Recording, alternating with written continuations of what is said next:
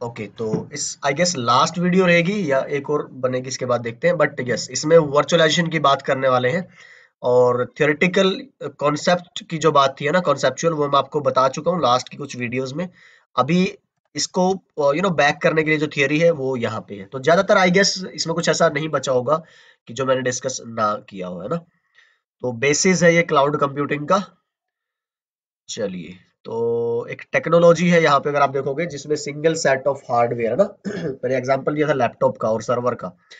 उसको आप एलोकेट करते हो अपने मल्टीपल सर्वर के अंदर, जिसको हम क्या बोलते हैं अपनी वर्चुअलाइजेशन की लैंग्वेज में, वर्चुअल मशीन्स। ठीक है।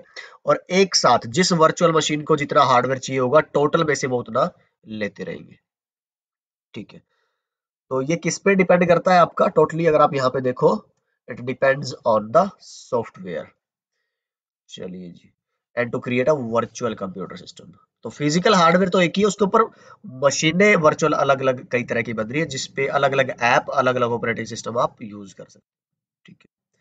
तो running multiple OSs on a system simultaneously. Okay then, so ये एक आइडिया है जो मैंने आपको पहले थोड़ा लेस फैंसी वे में था, है ना। जैसे कि आपको पता मेरी ड्राइंग इतनी अच्छी तो है नहीं, तो मैंने ट्राई किया कि चलो यहाँ पे थोड़ा एक फैंसी सा ऐसा बना दूं कि ताकि आपके माइंड में एक इमेज जो है ना क्लिक कर जाए। तो ये देखिए जी, ये है। तो नॉर्मली जो आपके ट्रेडिशनल अप्रोच वो ये बोलती है कि अलग अलग आप, अगर आपको मशीनें बनानी है, अलग अलग सर्वर और वो सब बनाने हैं, तो हार्डवेयर अलग, ऑपरेटिंग सिस्टम अलग, एप्लीकेशन उसके ऊपर अलग और यूजर अलग, है ना, सीधी सी बात है। फिर अगर आपको यूज करना है क्या बोलते हैं मॉडर्न अप्रोच वर्चुअलाइजेशन के लिए, तो हार्डवेयर कॉमन, उसके ऊपर आपका हाइपरवाइजर कॉमन, उसके बाद फिर आप अपना ओएस अलग अलग, जितने भी दो तीन चार, डिपेंडिंग अपॉन कितना हार्डवेयर आपके पास है, कितना सपोर्ट कर लेगा वो, आप अपने अलग अलग ऐप, है ना। एक ओएस पे आप अलग ऐप चलाओ, अलग ओएस पे आप अलग ऐप चलाओ, है ना। इससे भी बेहतर एक और टेक्नोलॉजी आती है कंटेनराइजेशन, अगर आपने सुना हो ना, डॉकर कंटेनर। तो वो इससे भी बेहतर होती है। एक बार मैं आपको पहले वर्चुअलाइजेशन का पूरा आइडिया दे दूं, फिर बताऊंगा कि इससे भी बेहतर आपका कंटेनर कैसे है। अगर आप काफी टाइम पहले की बात करो, जब देखोगे कि भाई वर्चुअलाइजेशन को लोगों ने सोचा था कि यार हम इससे बेहतर क्या कर सकते हैं ना, तो बहुत प्रॉब्लम्स सॉल्व हो गई थी आपकी। पर इससे भी बेहतर है ना, यही लाइफ है, इवोल्यूशन प्रोसेस। तो यस, करते हैं डिस्कस। इंट्रोडक्शन, ठीक है जी। और प्रैक्टिकल टर्म, ये बातें यहाँ पे वही है जो मैं आपको बता चुका हूँ, इसमें कुछ ऐसा नया नहीं है, आप पढ़ लेंगे आपको वो समझ आ जाएगा, बस थोड़ा सा यहाँ पे ये आपको ग्राफिकली चीजें क्लियर हो जाएगी। ठीक है। Okay. What is a virtual machine? तो मैंने बताया था कि ये एक सॉफ्टवेयर है जो आपके फिजिकल मशीन पे, अगर आप सर्वर, क्योंकि अभी तो हम सर्वर लेवल की बात कर रहे हैं ना, ऑर्गेनाइजेशन के इंडिविजुअल लेवल की तो बात कर नहीं रहा, इसलिए मैं यहाँ पे सर्वर लिख रहा हूँ। ठीक। अब सेल्फ कंटेंट, जैसे ये मेरा टोटल है आपका हार्डवेयर, इसके ऊपर मैंने अलग अलग क्या बना दिए, ऐप या ऑपरेटिंग सिस्टम। अब उन्हीं को क्या बोलते हैं आपका वर्चुअल मशीन। तो टोटल जो है ना आपका फिजिकल, इसको बोलते हैं गेस्ट, और इसके ऊपर जो बनते हैं वो होती है वर्चुअल। और क्या चाहिएगा आपको, हाइपरवाइजर चाहिएगा उसके ऊपर, है ना। क्योंकि जो डायनामिकली असाइन करवाएगा ना, किसको कितनी रैम चाहिए, किसको कितना सीपीयू चाहिए, वो हाइपरवाइजर ही। तो आपकी मशीन हाइप उससे हार्डवेयर से बात नहीं करती, वो हाइपरवाइजर से बात करेगी, हाइपरवाइजर आपके हार्डवेयर से बात करेगा, ये ऐसा होता है। ये इंटरेस्टिंग है, डिस्कशन यहाँ पे पढ़ लीजिएगा आप, और इससे आपको पता चल जाएगा जो मैंने शुरू की एक दो वीडियो में बोला था ना कि क्लाउड कंप्यूटिंग और वर्चुअलाइजेशन और इसका सब बेस क्या है, हिस्ट्री क्या है। तो ये यहाँ पे लिखी हुई है, कुछ समझाने वाला नहीं है, बस एक थोड़ा इंटरेस्टिंग सा लगे आपको ये डिस्कशन, इसलिए मैंने यहाँ पे डाल दिया। ओके। चलिए जी, तो फिर यहाँ पे जरा शायद एक लाइन लिखी है, virtualization's wide spread applicability help reduce vendor lock in, है ना, and made it the foundation. तो यहाँ पे पहले ज्यादातर ये होता था कि एक वेंडर के अगर आपने डिवाइसेस और सर्वर यूज कर लिए ना, तो आप बाउंड हो जाते थे कि आपके पास जो टीम है काम करने वाली, उसको सिर्फ एक ही का पता है, सिस्को पे काम करना आता है। हुआवे वाले अगर अच्छी सर्विस भी दे रहे हैं, तो आप डरते थे कि यार हुआवे की टीम रखनी पड़ेगी, मेंटेनेंस और वो सब, तो सिस्को का ही ले लो, या फिर ट्रेन करने पड़ेंगे बंदे हायर करने। तो एक यहाँ पे कंसेप्ट ही खत्म। अब तो क्या है कि जो भी आपके क्लाउड सर्विस प्रोवाइडर होंगे, उनसे आप बेस्ट टू बेस्ट सर्विस लोगे। आपको थोड़ा ना कोई टेंशन ले रही है, आपको तो पे करना है। तो जो भी आपको वेंडर अच्छी सर्विस प्रोवाइड करवा रहा है, आप वही वाली। ओके, कैसे काम करता है तो शायद ये तो मेरे को बार बार बताने की जरूरत नहीं है। ये आपके फिजिकल पार्ट, ऊपर हाइपरवाइजर चलेगा, हाइपरवाइजर के बेस पे आप मल्टीपल वर्चुअल मशीनें बना लेंगे।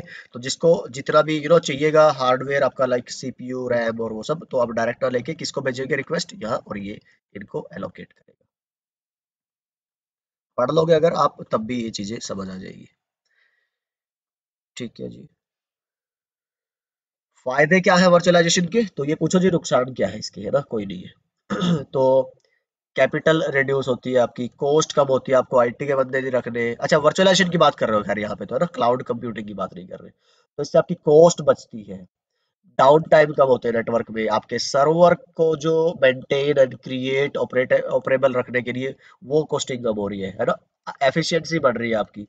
कहाँ तो आपका अलग अलग सर्वर 30-30% यूज कर रहे हो आप, कहाँ पे आप एक ही के 100% में से 30-30-30 90% यूज कर लिया, आप सिर्फ 10% आपने इन केस के लिए बचा लिया। ठीक है। रिस्पॉन्सिवनेस, एजिलिटी होता है कि आप ये जब थोड़ा सा एडवांस पढ़ेंगे ना वर्चुअलाइजेशन में, ऐसा है कि आप एक वीएम को उठा के डायरेक्ट माइग्रेट करवा सकते हो दूसरे सर्वर पे। तो आप काम करते रहिए और आप अपना मेंटेनेंस और अपग्रेडेशन माइग्रेशन वो भी करते रहिए। ठीक है। तो काम करते करते जो आर एंड डी एंड आपका प्रोडक्शन चलता है, that is kind of agility. तो एजिलिटी होता है यार, आपको बंद नहीं करने प्रोसेसेस और काम, बस सीधी सी अगर एक नॉर्मल लैंग्वेज में बताऊं आपको।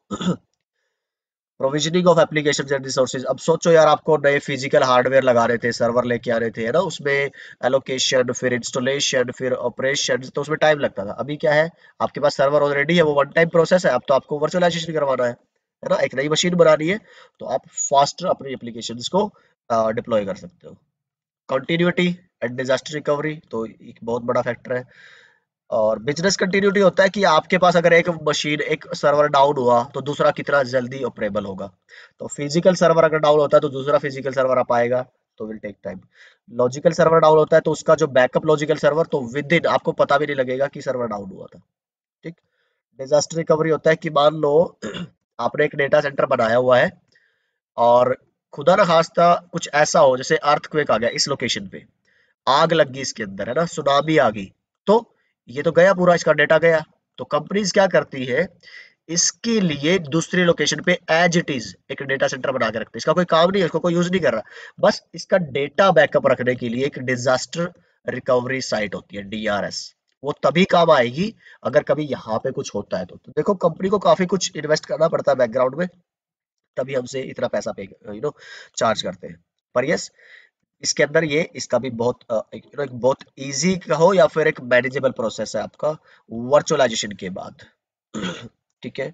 डेटा सेंटर मैनेजमेंट, तो जब आप पढ़ोगे तो आपको पता चलेगा, अभी तो सिर्फ ये थ्योरी होगी आपके लिए, टू बी वेरी ऑनेस्ट, है ना, क्योंकि अभी तो आपको यही नहीं पता कि डेटा सेंटर कैसे काम करते हैं, कैसे बनते हैं, मशीनें कैसे बनती है और वो सब। और अब मैं भी एक्सपेक्ट करूं कि यार, है ना, कि उसका काम आसान हो जाता है कैसे, तो जब तक आप नहीं करोगे तो शायद उतना अच्छे से आपको नहीं, अभी आइडिया भी नहीं लगेगा। हाँ, मैं इतना बोल सकता हूँ कि गूगल यूट्यूब पे जाइए और लिखिए फेसबुक डेटा सेंटर। ये मैं वीडियो सजेस्ट करता हूँ हर किसी को। ये वीडियो देखोगे, 8 मिनट 2 सेकंड के आई एस एक वीडियो होगी, आपको बहुत सारी चीजें समझ आ जाएगी डेटा सेंटर की और वर्चुअलाइजेशन की। वर्चुअलाइजेशन की शायद ना आए, पर डेटा सेंटर की जरूर आ जाएगी। ठीक है। सॉफ्टवेयर डिफाइंड जो डेटा सेंटर होंगे, वो किसके बेस पे आप बोल सकते हो, जैसे आप एस डी वैन की बात करते हो, software defined wide area network, जो कि एक्चुअली हमारी नेक्स्ट सीरीज भी रहने वाली है। सॉफ्टवेयर डिफाइंड एक्सेस की बात करते हो आप, है ना, एसीआई की बात करते हो, तो ये सारे किसके बेस पे पॉसिबल है भाई, वर्चुअलाइजेशन के बाद ही ये सब पॉसिबल हुआ है।